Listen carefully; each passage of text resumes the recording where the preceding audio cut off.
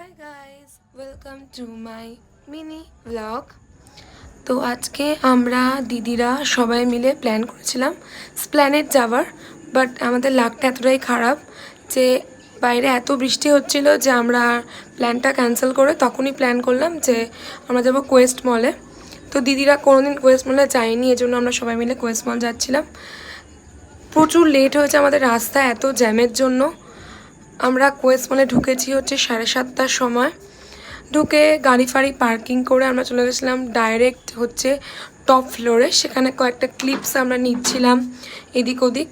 ছবি তুলতে আমাদের বারণ করছিল, আমি জানি না কেন। তারপর তাও কয়েকটা ক্লিপস নিলাম, দিয়ে একটা ছবিও তুললাম নিজের। তারপরে ওয়াশরুমে তুলেছি একটা ছবি।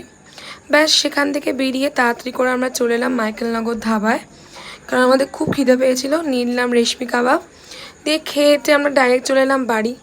তখন দেখলাম সবাই ঠাম্মার বার্থডে সেলিব্রেট করছে। ঠাম্মার বার্থডে ছিল আজকে, তো সবাই কেক টেক এনেছে। তো এখানে ঠাম্মা বার্থডে কেক কাটছে, আমাদের বার্থডে গার্ল কেক কাটছে এখানে।